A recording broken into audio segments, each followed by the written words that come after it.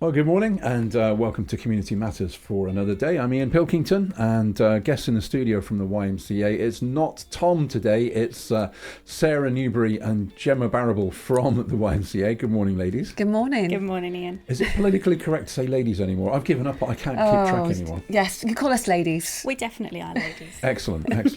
And we had a little conversation off air about what you had for breakfast, and you weren't impressed with your own breakfast, were you? Oh no, you're full of envy, aren't you? We've had protein shakes every day for the last 2 weeks. We're on a pre-Christmas ritual. We're making room for all those mince pies, aren't we? Yes, definitely. I've got a pre-Christmas ritual is that I think, I'll sort it all out after, and so I don't even do the beginning pre-get ready thing. It's just like whatever goes on, I'll take off later. Well, you had Alpen, so I'm not envious of that at all. I think protein shake sounds better. Easier to swallow. That was it is like rabbit food with milk on it. But that was expediency. My daughter had to get out of the house really quick this morning, and I was late getting up, so I had to chuck something in a bowl, and I didn't have the usual caviar on toast and devil kidneys. It wasn't there this morning. Anyway, that's not why we're here. YMCA we're talking about, and we've talked about this with Tom a few times. It's a pleasure having you both in the studio. Thank you. Thanks for having us. So much we could talk about with YMCA. There's 4 or 5 topics we discussed off air about what the YMCA in Plymouth does, and I think for me that's a big thing. It's YMCA Plymouth. It really is. It's not a national thing that's landed. It's Plymouth. It's for Plymouth, and it's in Plymouth, doing great things with and for the people of Plymouth. Yeah. Sarah, Gemma, I don't know which one of you wants to start and who wants to answer, but top of your thinking, what's the first thing you'd like to let us know about what the YMCA is doing in Plymouth?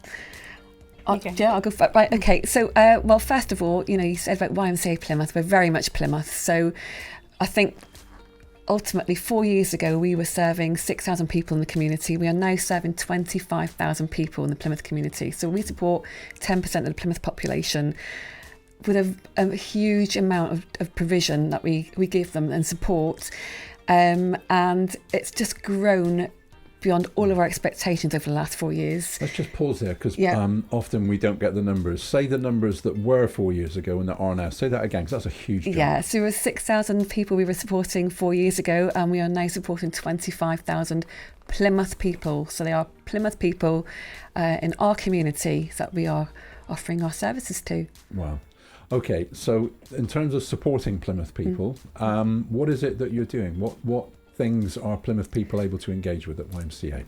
Well, we've got 4 strategic priorities as part of the YMCA. So we deliver health and wellbeing. We've got education and training.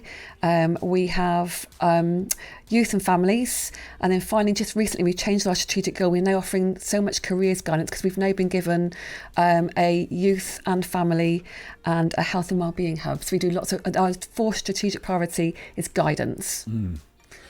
Okay, so health and wellbeing hubs, they're springing up all over the city.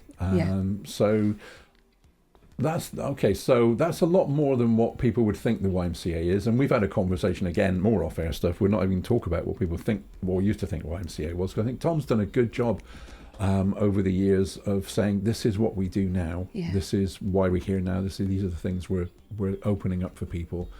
If we started off with one of those strategic priorities, let's start with health and wellbeing. I know you've got another conversation to go around welcoming space as well, but that wellbeing hub, what's the shape of that? What does it look like? How do people engage? Who's it for? Well, literally it's for everybody. So it's very, very kindly been bestowed upon us by Plymouth City Council, one of many in the city, but we are there to support people with any kind of health and wellbeing issue they might have, whether that's to do with cardiac rehabilitation, their mental health, their fitness. So part of that is we now work with a team from Live Well in the NHS. Every week we deliver free cardiac rehabilitation to people who've got limited lung capacity or heart disease. And we have a whole health and wellbeing programme from every age. So if we're talking from teenage years right the way through to probably our eldest member is 94. So we support them with a variety of different things, which will literally, as it says on the tin, will help with their health and wellbeing. Well, even younger, because from birth, because we have our soft play as well. Yeah. So people can come in with really small babies. And there's paid for sessions people can come in and access that for, but also we do within our provision, you can have special educational needs sessions, and we have Bernardos in that run dads and dinkies sessions, so people can come in, just dads with their children, So it's literally from birth, isn't it, to all the way up to elderly. And again, what Gemma said, just touching on that very briefly, is that a lot of our provision is free. So for cardiac rehabilitation, that's a free provision. And then also for our SEN sessions. So we're one of the very few people in the city that offers a wide range of SEN sessions for children with special educational needs. There's an activity list on our website, but literally you can come into the YMCA during the week and you could take probably part in about a dozen activities that are completely free to families for their young children to attend. So we're very supportive of them.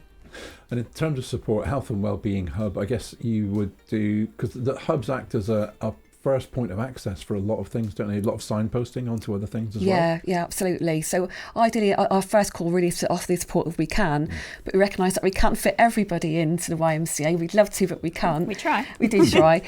So we've got a welcome hub in the YMCA, which Gemma and I actually run.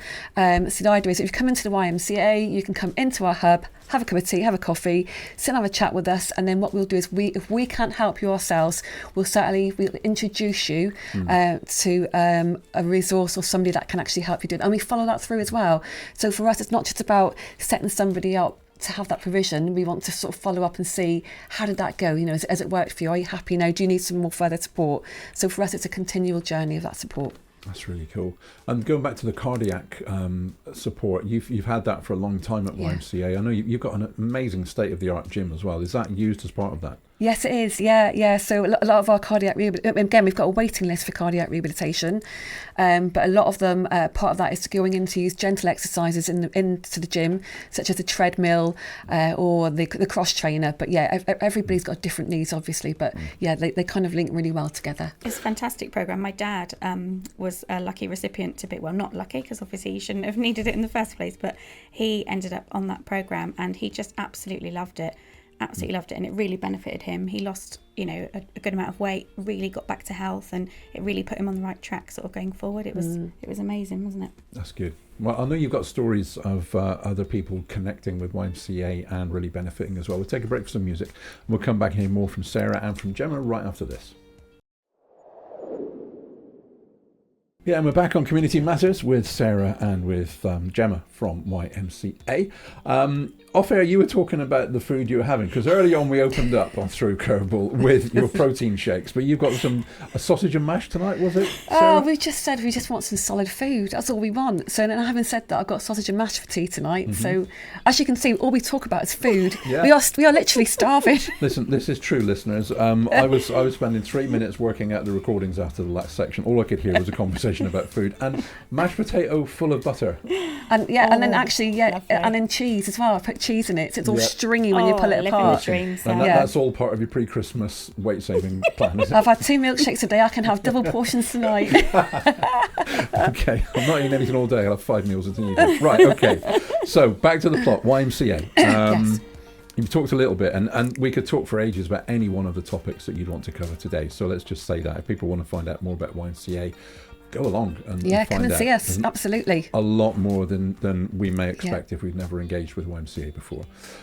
You mentioned about Welcome, and you talked earlier on with me off air about Welcome Spaces Fridays. Do you want to unpack that a bit for us? Yeah, so this is something that we've only just introduced. So as part of the Plymouth City Council funding for it, we've now launched what's called Welcome Space. So on a Friday afternoon, from 1 o'clock until 6 o'clock, you can come into the YMCA and you can go up to our beautiful new cafe, Metanes Cafe, where you can enjoy free tea, coffee, biscuits, hot soup and a roll, which was great enough. So we launched it 3 weeks ago and it's been really well attended. We've having about 16 to 20 people every week, which is great, which shows the need for it. But they've become quite fussy, these people now. So these are our elderly residents. They're now getting quite demanding. So they've now asked that every week when they come along, can we have some sort of entertainment? So we've got a series of board games, which is, they're not happy with that. They want a quiz. So now we're having a quiz every week. And the bingo, you're bringing out the bingo. And the bingo, but they're not happy with that. Oh, no. They also now want to have a leadership board. So the person that wins the quiz every week, they're now competing for a prize at Christmas. And then they're not happy with that either. They now want something else. They now want to do a choir, a Wellbeing choir. So as of this Friday, we are launching our very first Wellbeing choir at the YMCA as part of Welcome Spaces. So how long has the Welcome Spaces been going for then, this Friday thing? 3 weeks. It's our fourth week this Friday. And we had 20 on Friday this week. So their chosen songs this week are Elton John. So we are doing Elton John songs. Gemma and I have been rehearsing in the office with Don't Go Breaking My Heart. I would love to have a camera in your office just watch it. Anyway, go on. And they love it. But and what's lovely about this, which is more seriously, is that it's mainly attended at the moment by elderly people that are lonely and isolated. So they're anything from sort of like 70 up to, I think our eldest that comes along is 84, a lady called Barriball. And they are just lonely. So they sit there all week. They don't necessarily see somebody all week. And this is their time to come out, just have a bit of fun. Yeah. And they formed real friendship groups in between. So I've got a lovely story to tell. I'll let Gemma talk for a minute because I'm talking all the time. It's just nice. It gives them a focus, you know, and something to look forward to. Yeah. I don't work on a Friday, but I popped in last week and brought my little boy in to see them and just have a catch up. And they just want to chat. They just want some company. And it's just that nice community thing for them to do. And they've created a whole lot of stuff out of that. So you've opened up the space and they've said, right, we want to do this and this and this and this. And it's expanded within a month already. Within a month, and at time of recording, because this will go out again later, this is beginning of December, roughly. So, I mean, that's everything working exactly as you want it to work, surely, in terms of a welcoming space and helping people. Yeah, absolutely. And again, it enabled us to reach to other organisations. So, for example, I'm now in communication with a lady who is a singer-songwriter, and she said, look, I'd love to come along to play the music. I was originally just going to use sort of tape recordings and play it on a speaker.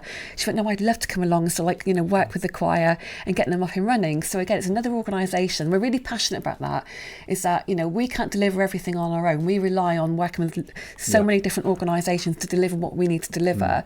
But it's been some really heartwarming stories from this group that have come along. They've been coming to the YMCA for quite some time as part of our Elderly Wise group. And we had a lovely lady in the group called Jenny. Jenny is in her 70s and Roy is also in his 70s. So Jenny lost her husband to to cancer about 4 or 5 years ago. And they've been married for 49 years. Roy lost his wife to Parkinson's disease, and they've been married for about 30 odd years. Anyway, to cut a very long story short, the two of them met in the Wise group that we organised. They met, they've dated, they've fallen in love, and they're getting married next year. And they're getting married in our community garden.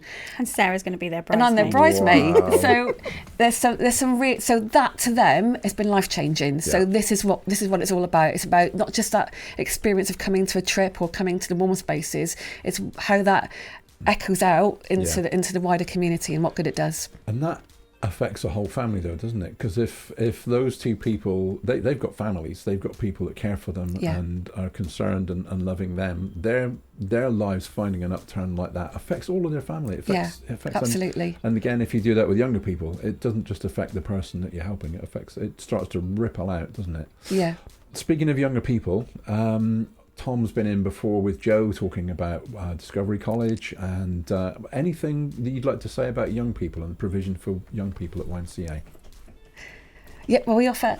Yes, we have. We've the work that we're doing not just for young people at the YMCA, but young people across the city now. So we launched a mentoring campaign 3 years ago now, and the idea was sort of get business people involved where we could get them to mentor young people. We were looking for probably about 20. To begin with, we had some vulnerable young students at Discovery College who really needed some support in learning employability skills, basically. And we reached out to our network of amazing business supporters. And anyway, we are now, our fourth year we're in there this year, and we are now on over 500 businesses who are engaged with our mentoring programme. Which means that they're kindly giving up time to come into the YMCA, whether to meet somebody on a one-to-one basis and talk about their hopes and their dreams, whether to take part in what's called a careers carousel, or to offer workplace visits where students can go out to them. But it's become so big. Originally, plan was just to support Discovery College students, but now we are offering that mentoring support to different schools in the city, so that more and more young people can take benefit from it. Really, that's really good. The careers carousel is a really good thing. Just to explain what that is, most people might not understand. So we have a room full of employers, and we had about 40, I think, at the last one. Yeah. And we have like little pods of chairs all sat around. So we have one business person sat at each station, and then the students all come in, and they're in sort of groups of 2s or 3s, because sometimes it's a bit intimidating in their first time if they, having a one-to-one mentor. Yeah. So this has been sort of like an icebreaker for them to sort of meet somebody, and they've sort of in their groups. So they sit down and they have a little chat, and then it's kind of like a speed dating or a speed networking kind of thing. So they have every so minutes, and then we sort of move them around, so they go around the room and talk to people. But Sarah's done it in a really interesting way, where she said to some of them, we said to the employers, that to the business people, like, you're not to say anything, like keep quiet, wait for them to speak to you, to obviously get them talking and get them chatting, and get their nerves sort of gone, and realise that they're just normal people that they're talking to. Yeah, that's a huge life experience, putting young people in front of people that are seen as very effective in their own businesses or whatever, and just breaking down those barriers, so it's like people are people wherever they are. And they've all got, stories to tell. They, just because they're successful in business now, it doesn't mean that they were plopped right into that space. They might have had trouble at school or had a rough start in their life and stuff. So they've all been, there's been loads of inspiring stories that we've had that are going on around the room, and it's really taken the students back. Like, oh, you were where I was, and now you're running this business, or you're in this high position in Plymouth, and it's really inspiring for them. Yeah. So you're giving them that step over the first hurdle, really, of getting into an aspirational frame of mind, so they can start to think, hang on, I can do something with this. Yeah. And actually that careers carousel, that's where the one-to-one mentoring follows up. So from that experience, they've got their confidence in speaking to an employer, and then the one-to-one session afterwards, they don't know what their aspirations are, which a lot of young people don't know these days. And there's a huge pressure on them to sort of work out, where do you want to be in 5 years? As we change our careers 7 times in our lifetime, apparently. So these young people are expected to know at the age of 16, where do you want to be? What do you want to do? And careers have evolved so much in the last 20, 30 years. I think the research says that 2 in every 6 young people at primary school will go into a job that at the moment doesn't even exist. Wow. So that's a huge thing. So that, they don't really know what's out there. But we're dealing with situations now where young people, even things like when they walk into that careers carousel, they don't know how to shake the employer's hand. So it's a basic skills that they need to learn.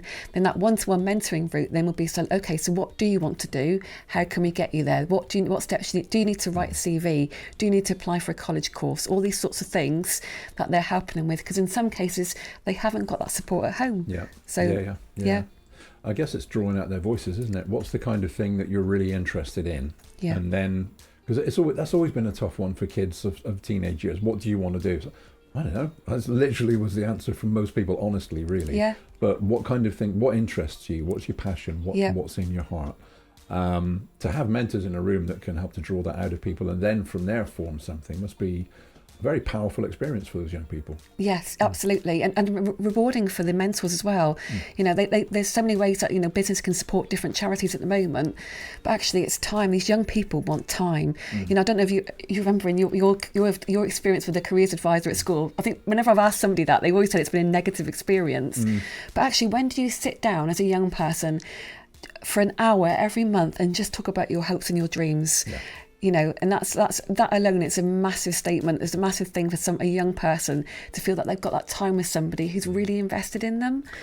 Someone that's curious and wants to listen and hear who they really are. Yeah. A lot of young people, pretty much. Can somebody please respond to who I really am? Yeah.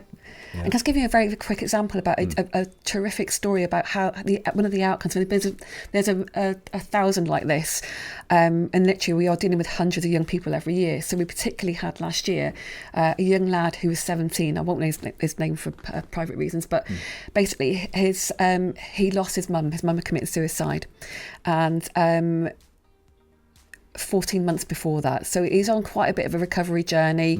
Wasn't really sure. There's a lot of things going on. So he had Asperger's, and he's also on the spectrum. So he was really struggling with, a change to his school learning environment, all that's going on in his personal life.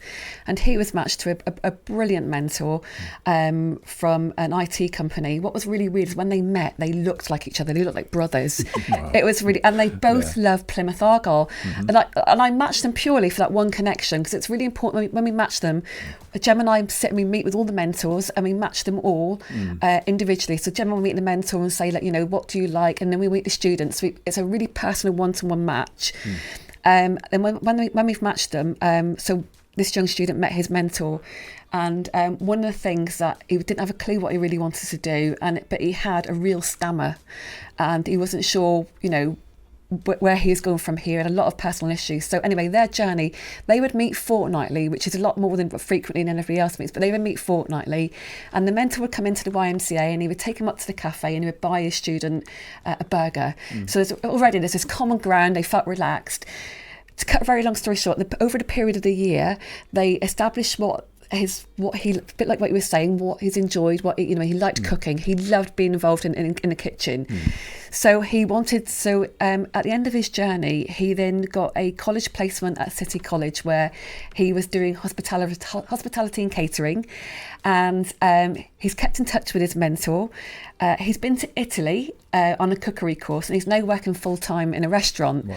However, the biggest thing for him was at the end of it, bear in mind he had a stammer, at the end of his journey, he got up to and took part in a presentation to the next academic year of mentors, which is held at the Crown Plaza.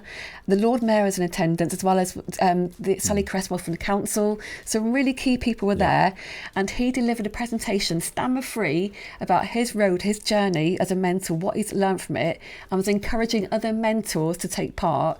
And that for us was a huge journey to watch it. And there's stories like that, you know. It's changed his life. It's changed his life. So that's the sort of thing we want to do. Let's take a break for some music. We'll come back and hear some more inspirational stuff from Sarah and Gemma right after this.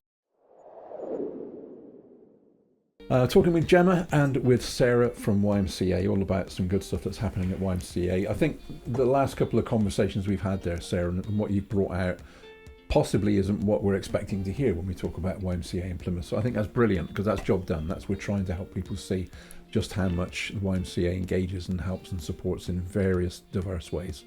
You've also taken on a lot, I've noticed lately in the circles that I walk in. A lot of things are happening with YMCA around community awards and different things, events that are happening that you're part of. Gemma, you were off air. Sarah said you're going to talk about this. So over to you, Gem. Talk to us about that. I know there was an example of somebody that you wanted to talk about, but what kinds of things are YMCA involved in now around that area? So we've kind of picked up the mantle, being the community charity. We are organising the community awards. So last year, I only joined YMCA in January, and the big two projects that I've dealt with this year, I feel so fortunate to be involved in. First, it was the Youth Awards, and then it was the Community Awards. So if you think of the Pride of Britain Awards, is how we best describe it to everyone, that everyone knows about on the television.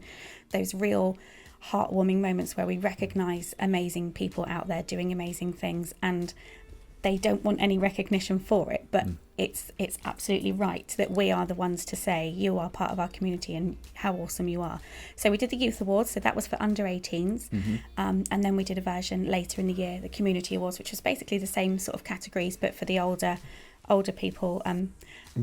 What kind of things, going back to the Youth Awards, sorry to cut in, but what kind of things were the young people being awarded for? What sort of things were they doing that you recognised? We had Fundraiser of the Year, we had Education Hero, Student of the Year, we had Outstanding Contribution to the Community, Environmentalist, Our most, the little chap that stole the night, actually. Oh, he's wonderful. Was our Fundraiser of the Year. Little lad called Jensen Drake. Jensen, we're giving you a shout out.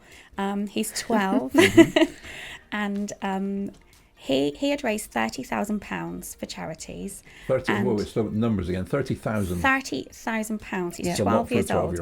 And we get all the nominations coming into us, and it said in this bio that his mum had sent that he'd walked so many laps of Victoria Park. It's like 15 laps of Victoria Park. 15 laps for Victoria Park. So we were like, okay, I mean... And that's all she said, isn't it? And so we needed a bit more information. So we got hold of her, and it turns out that Jensen is facing so many difficulties. It's cerebral palsy he has, isn't it? Yeah. Okay. So, he has difficulties walking, and so he did all of these laps of this park.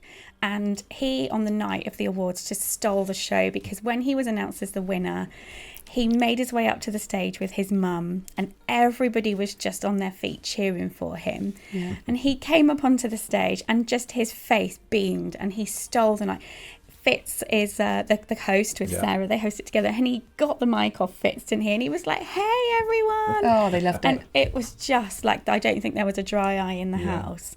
And, you know, that's what we do it for. Yeah. We obviously realise and see on a day-to-day basis with our jobs, you know, the impact that some of these small things that people do, the impact it has in the community. So for us to be able to be the ones to turn the tables and say, look, you know, it's time for you to be recognised. And to recognise and really give recognition where it's needed there. Because even Mum putting it into you, oh yeah, Jensen walked 15 laps. And you had the insight to think, wait a minute, there must be something else in the story. But people don't bring the stories out. We had just over 2,500 nominations for each, just under 2,000 for the youth, but just over 2,000 for the community awards. Yeah. Gemma and I sit, and we have to go through all of them ourselves, because we shortlist it down for the judging panel. So we don't judge it, we bring it down to the last 20 for the judges. Well, let's pause on those numbers again, because you're throwing out some big numbers. So that's 2,000. No, it's great. But I just want to pause on that. So 2,000 people were nominated for an award in the communities of Plymouth. Some of them might be duplicates and stuff in there, but that's how many amazing stories that there are to be told. But that's not even representative of the whole. If you say that maybe 10% of them were it's 10% of the total that's being done, you think of all that's going on in the city. Yeah. So much good stuff happening. It does need to be recognised. It does need to be applauded. It does need to be publicised. Yeah. So it's great. It's great that YMCA is doing that. Oh, it's been great. And then I was going to say now. No, that's okay. Well, a thing worth saying is, yes, YMCA, we're organising it, but we couldn't do it without the sponsors, and it's definitely worth giving them a shout out. Plymouth City Council is our headline sponsor for the Youth Awards, and then for the Community Awards, we've had Door Care Southwest, and going into next year, we're going to be working with Plymouth Community Homes, and we've got so many local businesses sponsoring all of the different award categories and sponsoring our Sweetie Table. Shout out to James from Sanders Secure, bless him, who likes to be our Willy Wonka provider. For the night, isn't he? But, we are able to do it because all of that funding comes, to us from all of these amazing businesses. And what we do with that funding, so going back to about awards now, so they are the community awards, so they are for our community. So the sponsorship, what we use that money for, so again, it's about giving back to the community, is that every single person that gets nominated is able to bring with them 3 guests to the evening, and it's all fully. So rather than, it's an added expense for a lot of our families, that's a big deal. Yeah. It's a Crown Plaza, it's a 3-course dinner. So we say to them, right, they've got through to the final. All of our finalists have complimentary tickets to bring along, so they can come as a family affair and really enjoy the night, make it a bit special for them. That's really good. Because we know, you've worked in the past, let's say you've worked in the past in media, we know about events that are awards where, I've been nominated, it cost you £5,000 to have that table. There are awards and there are awards. This is genuine, real stuff, isn't it? Yeah. Look, let's take a break. I'm just checking the time. Let's take a break for some music. We'll come back and hear some more. I'd like to find out about how people, if they're interested, can engage now, can get involved in anything you've got coming up that you want people to know about. So we'll hear more from Gemma and from Sarah right after this. Okay, this next part of our interview with YMCA, with Sarah and with Gemma, is going to be good. Another part of support and something that you're doing for the community and certain people in the community. It's niche, but it's widespread. I'd say it's a narrow band in terms of the people that are going to be, it's a certain topic for certain people, but it impacts and affects every single person. Everybody should be involved in the conversation from my point of view. Yeah. So you take it away, Sarah. What do you want to talk about? The menopause. Dun, dun, dun.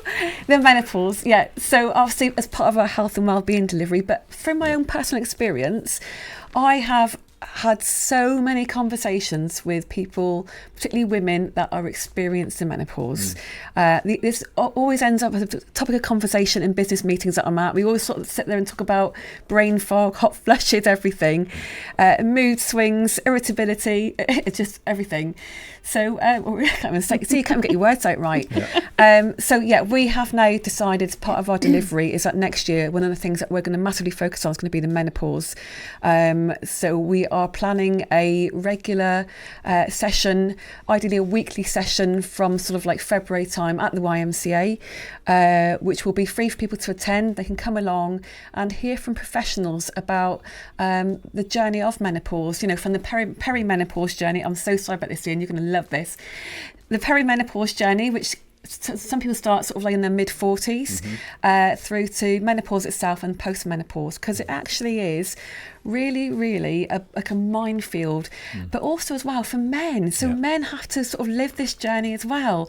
Men need to be part of the conversation, because otherwise you've got half the population is dysfunctional in something that's happening to every other single person on the planet. It's like life, death, taxes, and menopause. They're all going to happen. Yeah, exactly. Yeah. And it's just educating everybody about it. Yeah. And the more we understand, the more you can empathise, isn't it? Yeah. So we're going to start a series of events called Chat About the Change. And we're going to be, again, working with some really amazing sponsors and some local experts. Everything from, traditional things, GPs talking about HRT, to some amazing ladies that we've met along the way talking about alternative therapies and different ways that you can go through this on your journey. So we're going to be inviting women to come in and engage in these seminars. We're asking employers to send your people to these courses, as part of your wellbeing offering that you can do. Send your workforce to these events. That's really, a lot of your provision is available to such a wide audience, either at zero or very low cost. It's stunning what happens up at the YMCA. We want, and again, going back to the topics we're covering, so it's things like, your body changes shape, and I always want to size 6. I'm only joking. Well, we all. Your body changes massively during menopause. You're moody and irrational. Thank goodness I live on my own. Your brain fog's terrible. A couple of times during this conversation we've been having, I've forgotten what I can't get brain fog. And if people listening to this will go, yeah, I totally understand that. Even things like down to your sex life we're talking about as well. Your loss of libido, and you're not wanting to be anywhere near that sort of thing. There's just a million different things that we want to talk about and we want to cover, but we want to make it free for people to attend it in our community, again, because they want to know about it, and it's not massively talked about. Apart from the odd thing that's been on television, through Davina McCall, which has been a great ambassador for it, there's nothing locally that really supports it. So we wanted to make sure we were the ones that are delivering that, really. That's brilliant. I love it. And again, you're painting a picture, and you have done throughout the conversation on air today. We've talked about provision for babies, provision for young people, provision for older young people, young adults. We've talked about the top end of the age range, an 84-year-old and a 94-year-old you talked about. Now we're talking about people in midlife. If you can just cover something off for the men among us who bought a motorcycle in midlife with a midlife crisis and are wondering what to do now with that, they're getting scared every time. We've got Every Man Matters. We have. Don't worry, everyone is catered for. Yeah, we've got a mental health support group called Every Man Matters. They meet every week at the YMCA. They meet in various different points across the city, but mainly at the YMCA. And again, you come along, free tea, coffee, and a chat with some like-minded young chaps or different age chaps actually, and just have a chat about whatever you want to chat about, whether you had a good week, a bad week, or whatever. That's really good. All right, so people are listening to this and they're thinking, okay, I'd like to find out more. They've talked about this, and this. What would you say be a good jump-off point for someone to say, this is how you can find out what's going on, this is non-threatening, and how you can get involved? What do people do?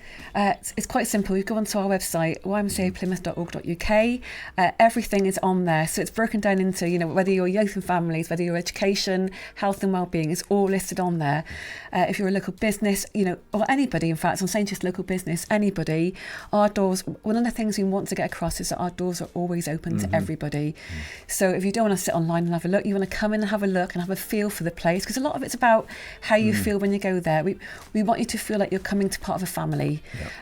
So you come to us, you have a cup of tea with us, have a chat, we'll show you around, but it's family for us, it's everything. And that is the best way to understand it. Like I say, I only started working for YMCA best part of a year ago now, and there's so many aspects as you've seen from this discussion today, and we've probably not even touched on the half of it. So the best thing to do is just come to the centre. Whenever I'm making new connections now, you know, with YMCA, I always invite people in, show them around, because when you're having a tour of the building, that is when you can see exactly the scale of everything that goes on. And when we're in each room, in each segment, and it then sparks your memory, oh yeah, and we do this, and actually there's this. So the best thing to do is just get in touch with us and come and have a look around. Super helpful for me. So I've engaged with YMCA on a couple of things. Most recently with my kids, it was the climbing wall back in, a few years ago. And you think, oh yeah, I know the YMCA. And even when you engage with it on one aspect, you don't know the half of it, or even the quarter of it. Sarah and Gemma, it's been wonderful having you in the studio. Thank you ever so much for coming. Thanks for having us. Thank you. Ian. It's been a real pleasure. Really, thank you. Really enjoyed talking with you and listening. If you want to find out more about YMCA, go to the website, find YMCA Plymouth on your internet, or just pop along and say, I'll come to have a coffee with Sarah and Gemma. Yes.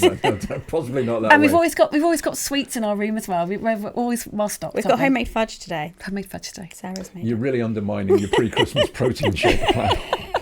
Okay, so that's it for Community Matters for today, folks. Stay tuned for more music and life 24 hours a day, 7 days a week, and we'll be with you on Community Matters next time, weekdays at 11. Thanks for listening.